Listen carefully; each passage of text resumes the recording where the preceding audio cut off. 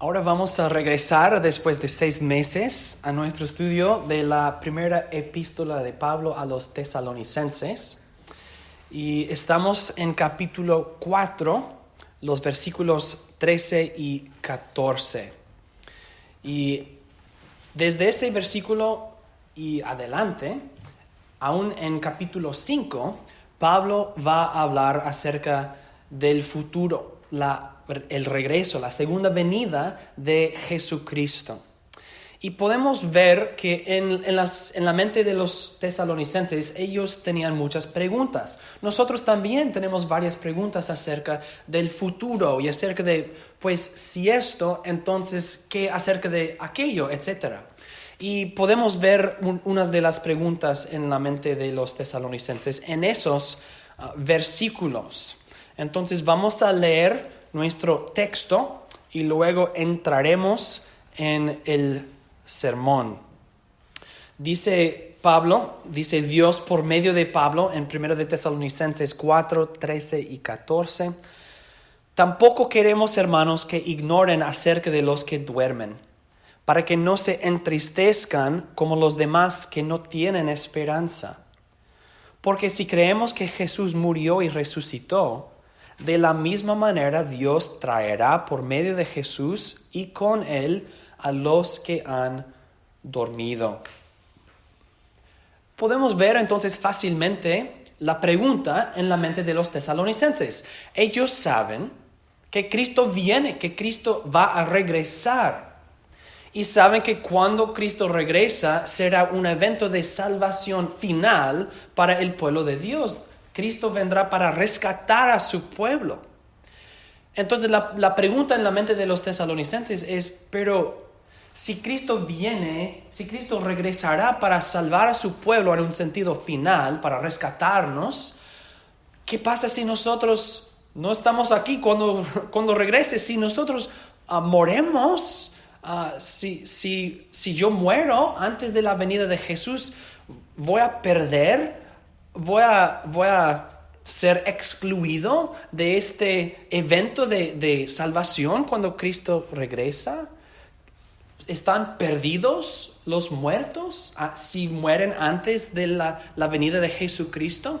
Y Pablo les está asegurando, Pablo les está diciendo, no se preocupen, porque si nosotros estamos muertos, cuando Cristo viene, Él resucitará a todos los muertos. Y así los muertos y los vivos serán rescatados por Jesucristo. Nadie va a perder, nadie va a ser excluido de ese evento de salvación. Y por eso Pablo les dice que deben mantener juntos la tristeza con la esperanza. Y esto será lo que vamos a estudiar en este sermón. Entonces consideren conmigo 4 puntos, por favor, 4 puntos. Empezando con número 1, el sueño de la muerte. El sueño de la muerte. Y 2 veces en nuestros versículos Pablo se refiere a la muerte con palabras del sueño. ¿Qué significa esto? Y lo que quiero que entendamos es que el lenguaje de dormir se usa para morir frecuentemente. Entonces, Pablo no está diciendo algo raro o extraño. Así se hablaba en griego, en el mundo griego y también en el mundo hebreo. Vamos a ver varios ejemplos. Entonces, si nosotros leemos los que duermen, a nosotros quizás parece un poquito raro, pero es muy normal. Eso es la forma común de hablar acerca de la muerte. Una expresión común para morir es dormir. Noten entonces algunos ejemplos para demostrarlo. Por ejemplo, en 1 Corintios 7, 39, Pablo dice, la esposa está ligada mientras viva su esposo, pero si su esposo muere, está libre para casarse con quien quiera con tal que sea en el Señor. En el griego no dice si el esposo muere, dice si su esposo se duerme. Ahora bien, no está hablando acerca del sueño, porque si uno se casa, ¿a qué anoche el esposo se duerme? Ahora la esposa está libre para casarse con quien quiere. No, obviamente no. Entonces, dormirse significa morirse comúnmente. Y por eso los traductores simplemente en este versículo escribieron, pero si su esposo muere, porque para nosotros es más fácil decirlo así. Si el traductor escribió, si su esposo se duerme, está libre para casarse con... Esto no tendría sentido para nosotros. Pero el original dice, si se duerme, si muere. Otro ejemplo. 1 Corintios 15, 18. En tal caso también los que han dormido en Cristo han perecido. Y a nosotros no importa para ahora el contexto de este versículo, solo nos importa el ejemplo de lenguaje de dormirse para morirse. Los que han dormido en Cristo, dormir en Cristo es morir en Cristo. Otra vez el lenguaje del sueño, significando la muerte o morirse. También 2 de Pedro 3, capítulo 3, versículo 4. Y dirán, ¿dónde está la promesa de su venida? Porque desde el día en que nuestros padres durmieron, todas las cosas siguen igual, así como desde el principio de la creación. Esas son las personas que niegan, Jesús no viene, no vendrá, no regresará. Nuestros padres murieron, nosotros vamos a morir, todo va a seguir así como es. Pero nuestro deseo es identificar ejemplos del lenguaje de dormirse para morirse. Nuestros padres durmieron, esto significa murieron. Y también Salmo 13, versículo 3. Dice, mira, respóndeme, oh Señor, Dios mío, alumbra mis ojos para que no duerma de muerte. Entonces, al leer en 1 de Tesalonicenses 4, tampoco queremos, hermanos, que ignoren acerca de los que duermen. Sabemos lo que significa, los que han muerto, los muertos. Pablo está hablando acerca de los que se han muerto. También quiero decir que el lenguaje de dormir, acerca de morir, eso no significa la doctrina del sueño del alma. No sé si ustedes han oído de eso, no sé si es muy común, pero sí existe en la iglesia esa idea que al morir el alma se duerme, inconsciente, sin conciencia el alma duerme y cuando Cristo regresa entonces todos los almas se despertarán. Entonces al morir no estarás consciente según esa idea y se llama el sueño del alma. Y lo sacan de versículos como esto que habla de los que están dormidos, los que han dormido, etc. Pero eso no corresponde con las escrituras. Por ejemplo, el ejemplo de Lázaro y el hombre rico. Están muertos, pero muy conscientes en las escrituras. Y también hay otras escrituras que hablan de los muertos como conscientes, despiertos, no dormidos. Pues sí dormidos, pero conscientes. Entonces el lenguaje de dormir es una metáfora. Es una manera de hablar porque desde nuestra perspectiva, si nosotros vemos un cuerpo muerto, parece como está dormido. No mueve, ojos cerrados. Es una metáfora apta. Nosotros entendemos, el cuerpo parece dormido, pero la persona está muerta. Entonces no debemos sacar de ese lenguaje una doctrina del sueño del alma, porque eso no es correcto. El segundo punto en el bosquejo. Segundo, el simbolismo del sueño. Acabo de decir que el sueño es una metáfora apta para la muerte. Y yo creo que hay simbolismo positivo, cosas buenas que podemos aprender acerca de la muerte en ese lenguaje. Noten entonces dos cosas, dos maneras en que el sueño es un buen símbolo, un símbolo positivo para la muerte de los santos. Número 1, si nosotros decimos que los que mueren en Cristo están dormidos, es un símbolo positivo porque están descansando. Los santos que mueren en Cristo descansan. Y el sueño es un tiempo de descansar, ¿no? Entonces, ¿cómo podemos estar seguros? La palabra de Dios nos dice en Apocalipsis 14, 12 y 13. Dice, aquí está la perseverancia de los santos, quienes guardan los mandamientos de Dios y la fe de Jesús.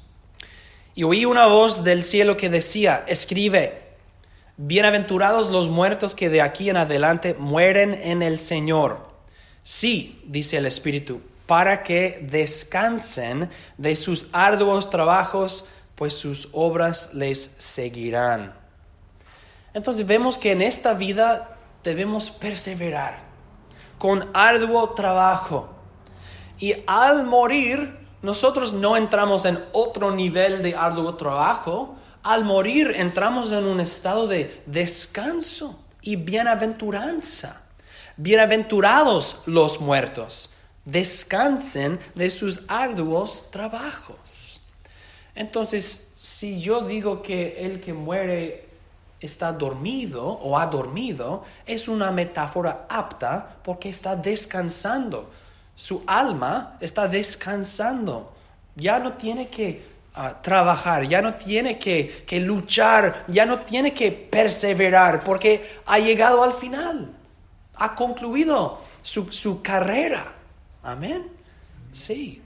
Entonces, por eso podemos decir que el sueño del cristiano, es decir, la muerte del cristiano, es una bendición, porque descansan de sus labores, de sus arduos trabajos. Los que están dormidos están descansando. Pero ¿por qué están descansando? Pues hay varias razones, ya hemos mencionado unos, pero también Hebreos 12, 23 dice, la asamblea de los primogénitos que están inscritos en los cielos, a Dios el juez de todos, a los espíritus de los justos ya hechos perfectos. El autor a los hebreos está diciendo que nosotros aquí en la tierra, al congregarnos aquí, nosotros también estamos congregándonos con los del cielo. ¿Quiénes están en el cielo? Los primogénitos que están inscritos en los cielos, Dios el juez de todos y los espíritus de los justos ya hechos perfectos. Los espíritus de los justos ya hechos perfectos. El alma del santo descansa en el cielo porque es hecho perfecto. Es hecho perfecto. Y hermanos, el descanso del alma es que ya no es tentado. Ya no hay tentación para el alma hecho perfecto. A veces es difícil dormirse, ¿verdad? Porque hay mucho en la mente. No puedo dormirme porque tengo esa idea, esa preocupación, esa pregunta, esa cosa, ese miedo. Hay muchas cosas que nos afligen y es difícil dormir. Y nosotros es más fácil dormir cuando hemos terminado nuestro trabajo, todo va bien, no hay conflicto. Frecuentemente es más fácil para nosotros para dormir. Si estamos en el cielo, sin aflicción corporal, sin tentación del alma, ¿qué hay para afligirnos? No hay nada. Entonces el descanso del alma es un descanso perfecto. Un descanso perfecto, sin preocupación, sin dolor, sin ideas y preguntas y preocupaciones y miedos. No, todas esas cosas no nos afligen en el cielo.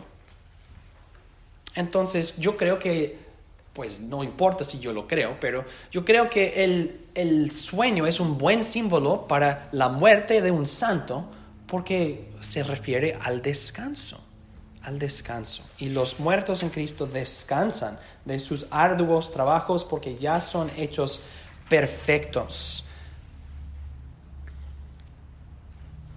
Segundo, el simbolismo del sueño es un simbolismo apto, en mi opinión, porque el sueño es una condición temporal.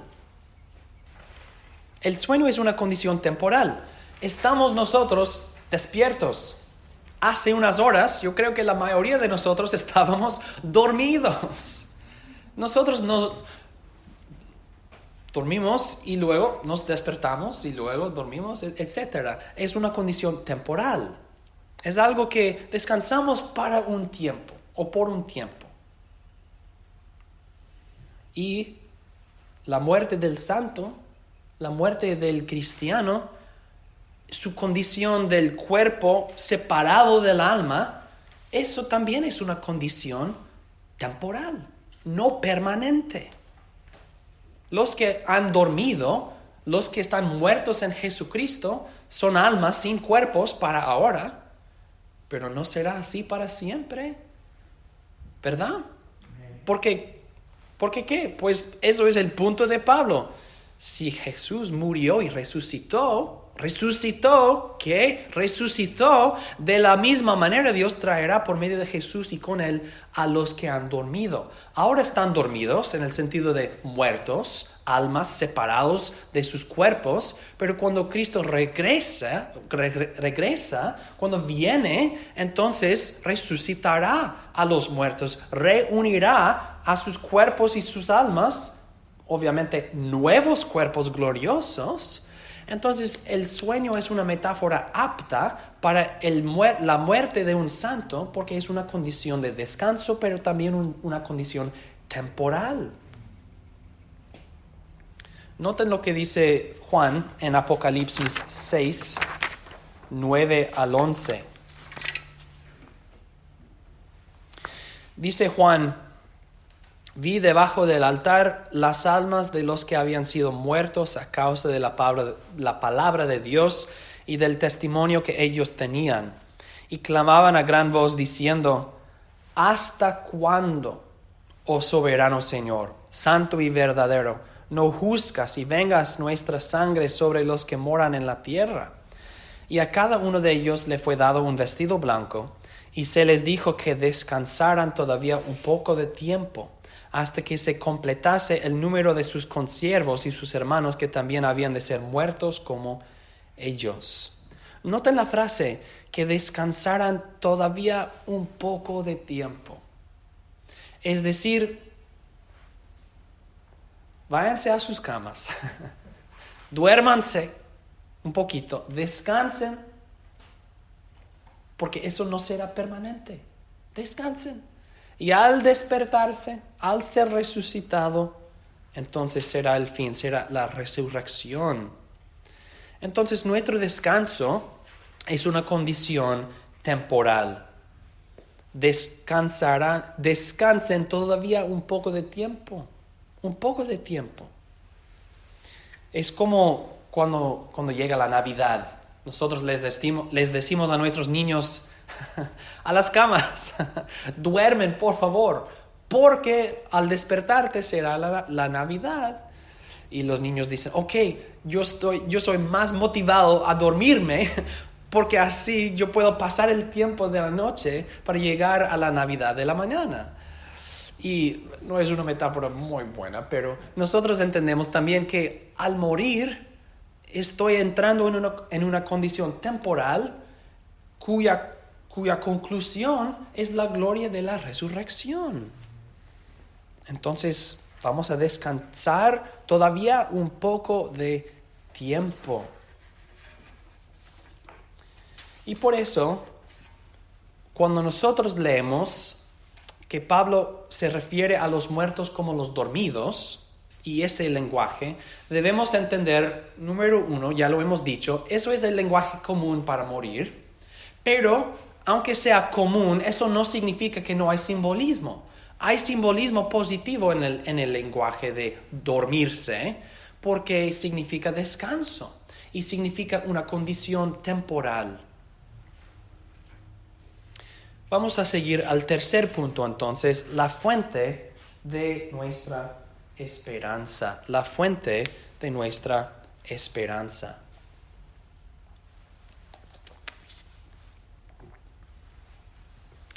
En versículo 13, Pablo les dice a los tesalonicenses que no deben entristecerse como los demás que no tienen esperanza. Nosotros sí debemos tener esperanza. ¿Pero por qué? ¿Qué es el fundamento o la fuente de nuestra esperanza? Y en versículo 14, Pablo nos da las razones. Declara la fuente de nuestra esperanza. Consideren entonces conmigo dos cosas. Número 1, la obra histórica de Cristo. Lo que Cristo hizo en la historia. Y Pablo identifica como la fuente de nuestra esperanza la muerte y la resurrección de Jesucristo. La muerte y la resurrección de Jesucristo. Si ustedes se acuerdan, cuando empezamos este estudio en 1 de Tesalonicenses, una de las cosas que yo dije es que Pablo quiere que los tesalonicenses vivan en el mundo real, el mundo actual, el mundo de realidad. ¿Cuál mundo? El mundo en que Jesús murió y en que Jesús resucitó de los muertos. Así también Pablo aquí en versículo 14 está mencionando la muerte y la resurrección de Jesucristo. Pero noten lo que dice. Pablo está usando no una comparación, sino un argumento. Si esto, entonces aquello. Un argumento lógico. Y dice, si creemos que Jesús murió y resucitó, de la misma manera Dios traerá por medio de Jesús y con él a los que han dormido. Y cuando Pablo dice, si creemos, no está dudando. Pablo está animando a los tesalonicenses a aplicar sus mentes y reconocer las consecuencias lógicas de sus creencias. Pablo está diciendo, hermanos, si Cristo murió, y si murió, si Cristo resucitó, y si resucitó, entonces, ¿qué? ¿Puede Dios, por medio de él, resucitar a todo su pueblo? ¿O están perdidos los que han muerto antes de su venida? Pablo está diciendo, piensen tesalonicenses, piensen de eso. Si Cristo murió y resucitó, no como duda, sino demostrándolo, ya que, puesto que, viendo que, siendo que Jesús murió y resucitó, entonces sí habrá una resurrección para todo el pueblo de Dios. Eso es el argumento de Pablo, pero depende de la obra histórica de Jesucristo. Como dijo Pablo en 1 de Corintios 15, si Cristo no resucitó, somos un pueblo miserable, ¿verdad? Entonces Pablo está suponiendo o argumentando, Cristo sí murió y resucitó. Y Pablo dice, si creemos, está diciendo tesalonicenses, ¿ustedes creen no? ¿Ustedes creen que Jesús murió y resucitó? ¿Verdad? Ahora los tesalonicenses tienen que decir, pues sí, porque si dicen que no son cristianos. Entonces tienen que decir, pues sí, creemos que Jesús murió y resucitó. Y Pablo está diciendo, conecta entonces los puntos. Si Jesús murió y resucitó, entonces ¿qué? Entonces Cristo resucitará a todo su pueblo. Entonces nuestra aseguranza, nuestra certeza acerca de la resurrección final, nuestra esperanza para la resurrección final depende o proviene de esa fuente, la obra histórica de Jesucristo, su muerte en la historia, su resurrección en la historia. Si pudiéramos regresar hace 12 años, nosotros veríamos a Jesús en la cruz muerto. Y 3 días después, veríamos a Jesucristo resucitado de los muertos. No es un mito, no es una leyenda, no es una cuenta o un cuento, es la historia. Creemos que Jesús murió y resucitó de los muertos. Y creyendo eso, sabemos que de la misma manera Dios traerá por medio de Él y con Él a los que han dormido.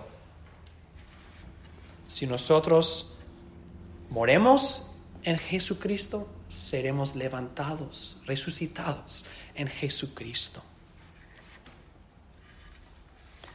Pablo está diciendo, hermanos, la resurrección ya ha pasado, en la historia, es un evento histórico.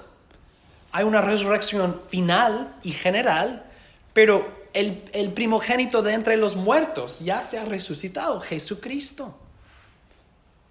Creyendo eso, creemos también que Jesús resucitará a todo su pueblo.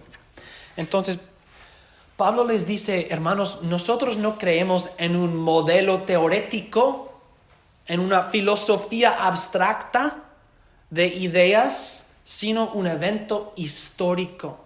Jesús murió y resucitó. Creemos esto.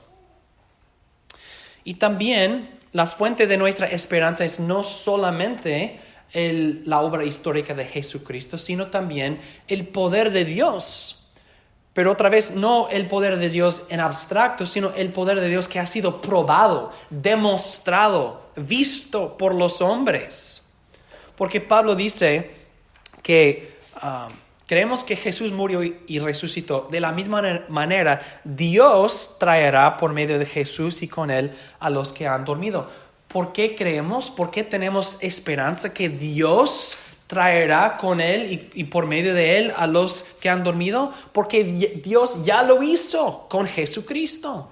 La obra histórica de Jesucristo demuestra, prueba el poder de Dios. Entonces, número 1 y 2, la obra histórica y el poder de Dios probado, son la misma cosa, pero dos fases, dos aspectos de la misma cosa. La obra histórica de Jesucristo demuestra claramente, indiscutiblemente, el poder de Dios. Y si Dios puede levantar a Jesucristo de los muertos, ¿puede Dios también, por medio de Él y con Él, resucitar a todos los demás? Sí, claro que sí. Entonces, mi esperanza, ¿dónde tiene sus raíces? ¿Sus raíces tienen un fundamento? ¿En un modelo teórico de la filosofía? No, en la obra histórica de Jesucristo que demuestra y prueba el poder de Dios. Y todo eso nos capacita, nos hace capaces de tener esperanza. Y esto nos entonces dirige al cuarto punto y vamos a dedicar la mayoría de nuestro tiempo a este punto, número 4. Número 4. Tristeza con esperanza, porque eso es el propósito de Pablo. Prepararnos a mantener juntos la tristeza con la esperanza. Consideren entonces conmigo 6 cosas. 6 cosas. El propósito de Pablo, como ya mencioné, es ayudarles a no entristecerse como los demás que no tienen esperanza. ¿Cómo podemos analizar esto y cómo podemos entenderlo correctamente? Número 1, debemos reconocer que nuestras emociones dependen de influencias externas o internas. Influencias externas e internas. Noten que somos criaturas complejas y nuestras emociones son afectadas por muchas cosas. Eso significa que tú te sientes diferentes cosas dependiendo de diferentes cosas. En un plato puedes tener varias comidas, ¿verdad? Unas para ti son muy buenas y deliciosas y piensas, los sabores que te llevan a casa. Y otras cosas en el plato piensas, no quiero esto, no me gusta, frijoles, no, a mí. Pero guacamole, sí, chocolate, sí, pero, no sé, hongos, no. Entonces, en un plato puedes tener varias cosas que o te gustan o no te gustan y tus emociones de gozo o de desgusto dependen de esos objetos, esas influencias. Tus emociones son afectadas por comidas, pero muchas cosas más, las personas alrededor de ti. Este balcón no es cómodo, no me gusta. Hay mucho tráfico, no me gusta. O hay poco tráfico, me encanta, etcétera. Nuestras emociones están cambiando todos los días, todo el día, dependiendo de muchas cosas, objetos, influencias externas e internas. Hay cosas dentro de yo mismo que me afectan, mis miedos, mis preocupaciones, mis deseos, muchas cosas que están cambiando mis emociones. Entonces, si nuestras emociones son provocadas y afectadas por muchas cosas, o externas o internas, entonces, ¿qué pasa cuando nosotros somos enfrentados con la muerte? Ahora, la muerte es la influencia. La muerte es el objeto afectándonos. Y Pablo nos dice que para el cristiano, cuando un cristiano muere, cuando un santo muere, debe haber dos cosas afectándonos. Dos cosas a la vez. Primero, la muerte de un santo, de un santo querido, esa muerte nos afecta. ¿En qué manera? Provoca tristeza. La muerte de un santo provoca tristeza en nuestros corazones. Y eso no es malo, eso es correcto, es la reacción correcta. Pero Pablo nos dice que junto con la tristeza, para el cristiano hay otra influencia, junto con la primera. Y la segunda influencia es la resurrección, basada en la obra histórica de Jesucristo, demostrada por el poder de Dios. Entonces mi tristeza es provocada por la muerte del santo y lo echamos de menos, lo extrañamos, ha muerto. Esto provoca tristeza. Pero Pablo nos dice, junto con eso, no cancelando eso, no negando eso, sino junto con eso tenemos esperanza para aquel, porque sabemos que no está perdido. Sabemos que está dormido, descansando de sus arduos trabajos, ya hecho perfecto. Entonces tenemos esperanza junto con nuestra tristeza. Y la esperanza no cancela la tristeza, sino que a la vez nosotros estamos tristes con esperanza. El punto es que si nuestras emociones dependen de influencias, la muerte de un santo debe influenciarnos en dos maneras: tristeza con esperanza. Segundo, la locura de no tristeza. Ya que la muerte naturalmente provoca la tristeza en el corazón humano, es locura no estar triste cuando uno muere. Pero hoy, en nuestro día, hoy en día, hay mucha gente, la mayoría que no son cristianos, hay mucha gente que intentan con mucho esfuerzo evitar la tristeza de la muerte.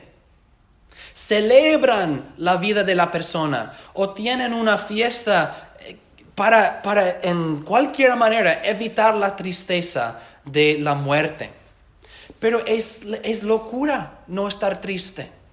Es locura enfrentarse con la muerte y rehusar la tristeza. Eso no es realidad. Eso es la persona fabricando una falsa realidad en que la muerte no existe.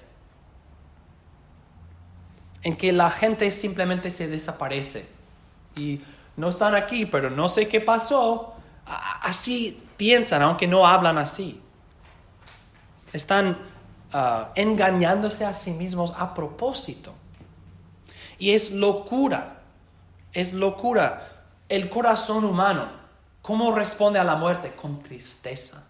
Y si niegas eso, estás construyendo, ¿cómo se dice? Un dam. En un río, algo que bloquea el agua. Barrera. Una presa. Ok. Así en el corazón la persona está construyendo una presa, una barrera contra la tristeza. Y ese agua va a empezar a crecer y crecer y crecer. Y la persona a veces, su mente rompe casi, porque no se permite a sí mismo entristecerse. Pero ¿por qué hacen eso? ¿Por qué hacen eso? Pues número 3, porque no tienen esperanza. No quieren entristecerse, porque entristecerse acepta que la persona está muerto o muerta y que no está en la gloria, si no es un santo. La razón por la cual muchos evitan la tristeza es que no tienen esperanza.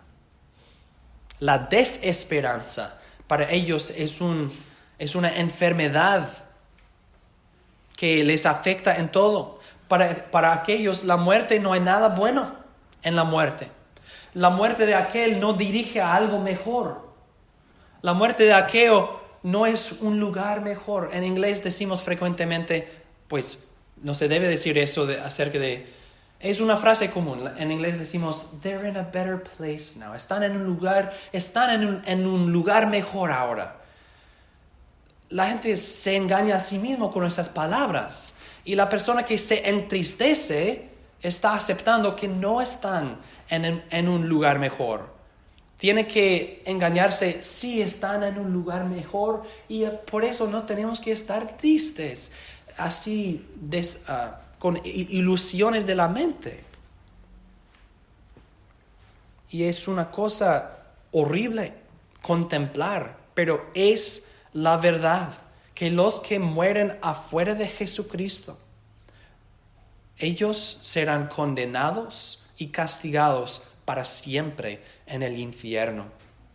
Y el no creyente que quiere negar esas verdades tiene que vivir en un mundo que no existe. Un mundo sin la muerte, un mundo sin el infierno, un mundo sin pecado, un mundo sin condenación. Porque ellos saben, si aceptan eso para el difunto, lo aceptan para sí mismos. Si yo acepto la verdad de la muerte de otro y las consecuencias, lo acepto para yo mismo también. Y eso, si nuestras emociones dependen de influencias, eso provoca un miedo profundo. Yo tengo miedo de mi muerte. Yo tengo miedo porque yo tengo miedo del infierno. Yo conozco mis pecados. Yo conozco que no he creído en Jesucristo. Yo sé todo eso. No quiero morirme, entonces no quiero aceptar la muerte de otro. Pero es la verdad. Entonces, no entristecerse es locura, pero sabemos por qué lo hacen, porque no tienen esperanza. Entonces prefieren festejarse y engañarse. Número 4.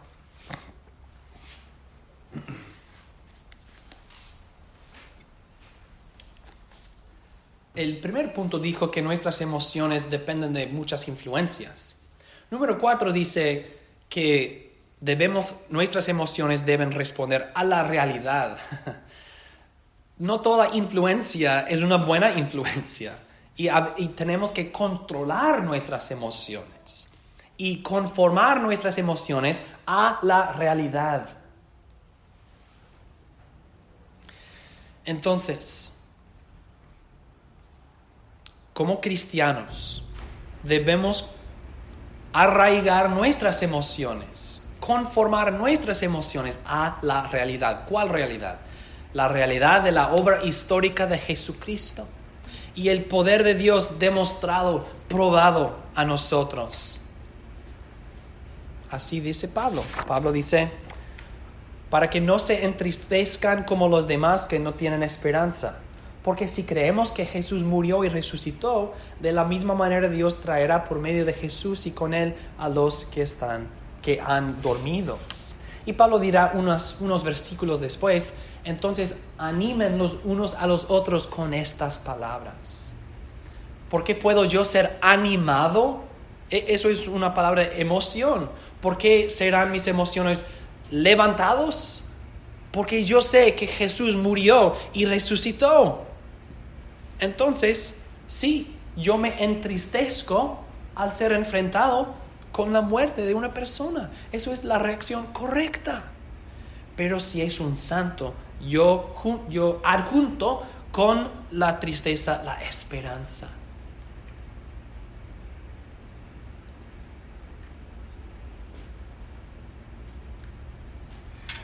Y Dios nos ha dado muchas cosas para mantener fresco en la mente la realidad de la obra histórica de Jesucristo. Tenemos el Día del Señor. ¿Por qué nos reunimos el primer día de la semana? Porque Cristo Jesús resucitó de los muertos en la historia, en el primer día de la semana. Entonces cada domingo debe recordarnos, Jesús resucitó. También tenemos la Cena del Señor, que nos recuerda vez tras vez, Jesús murió y luego resucitó. Entonces la obra histórica de la muerte y la resurrección de Jesucristo son tejidos en la vida del cristiano, sin mencionar todas las escrituras. Entonces, si nosotros estamos meditando en la palabra de Dios, meditando en el día del Señor, participando en la cena del Señor, será imposible, pues no, para nosotros, voy a decirlo en otra manera. Si nosotros estamos meditando en todo lo que Dios nos ha dado, nuestras emociones serán enfrentadas con la muerte y la resurrección de Jesucristo día tras día tras día. Esto nos prepara, esto nos ayuda a vivir en el mundo con sus muchas tristezas y con esperanza en cada día también. Porque pues vamos a llegar a esto. Número 5. La consolación de tristeza con esperanza. Una de las cosas maravillosas de la vida cristiana es que las promesas de Dios y la palabra de Dios no niegan nuestro sufrimiento. No nos dicen, no se entristezcan. No, dice, sí, entristezcan con esperanza. La palabra de Dios no niega nuestro sufrimiento, pero nos dice que nuestro sufrimiento tiene propósito y que está bajo el control de la soberanía de Dios. Y esto porque si nosotros tenemos que vivir en el mundo y tenemos que negar el sufrimiento, pues no puedo estar triste porque la resurrección de Jesucristo es nuestra consolación.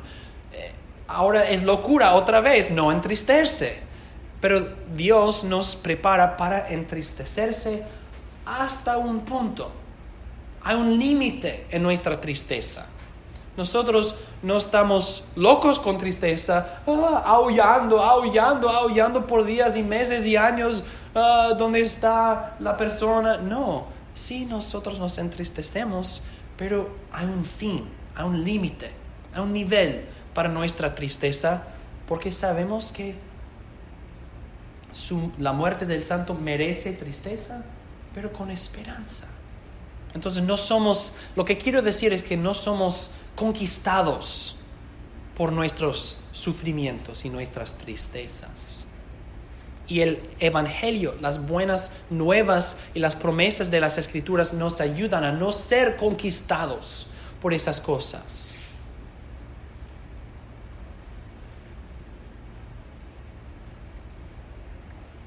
Eso significa que no debemos negar nuestras emociones.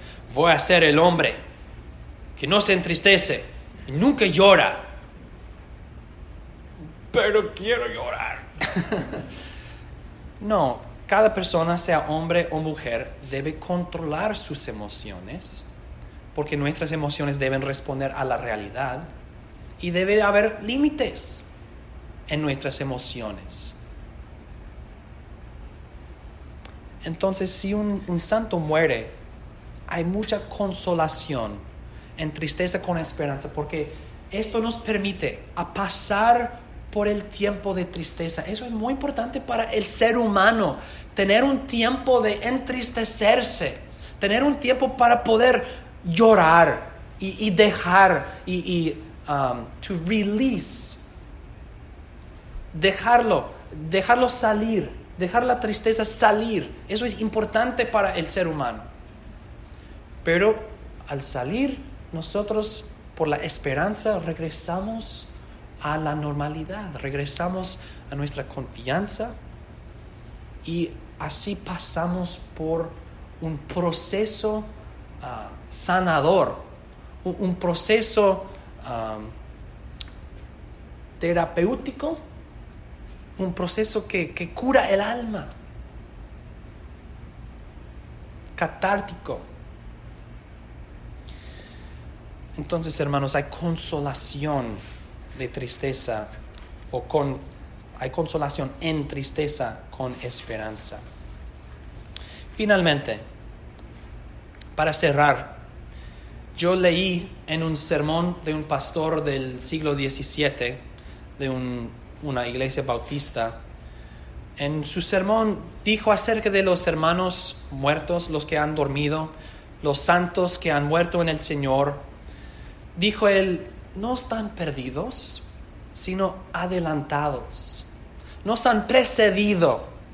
No están perdidos, sino que han entrado antes de nosotros en la gloria venidera. Y eso es una perspectiva maravillosa, que ellos son la vanguardia, ellos ya han llegado, ellos han entrado adelante de nosotros, no están perdidos. Pero desde nuestra perspectiva aquí en la tierra ya no los vemos, los echamos de menos. Y yo creo que esa frase expresa tristeza con esperanza.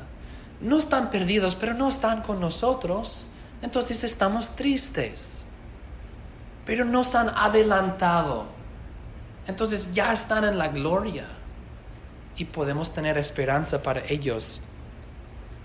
Entonces,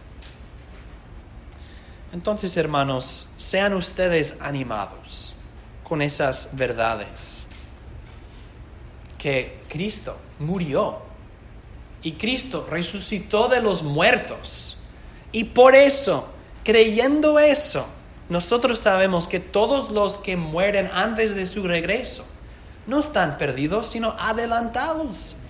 Ya han entrado en la gloria y los echamos de menos mucho, pero no como los demás que no tienen esperanza, sino que los echamos de menos diciendo: los veremos después. Los veremos entonces, en aquel día. Y nosotros le pedimos a Dios que nos preserve y nos ayude a mantenernos fieles y perseverar hasta entonces. Pero no están perdidos, sino adelantados. Entonces, hermanos, este sermón nos introduce a los versículos siguientes que van a hablar acerca del regreso de Jesucristo. Y vamos a dedicar varios sermones a este tema y vamos a usar esos versículos como una plataforma para estudiar el tema de la escatología desde una perspectiva más grande que la de Pablo aquí en nuestros versículos. Entonces, prepárense para unos sermones que tratan del tema de las últimas cosas, no solamente los versículos que encontramos aquí en 1 de Tesalonicenses 4 y 5. Pero para ahora sean animados con esas verdades de lo que Cristo ha hecho para nosotros y nuestra respuesta, nuestra reacción de ánimo y esperanza basada en lo que Él ha hecho. Amén. El Señor nos bendiga.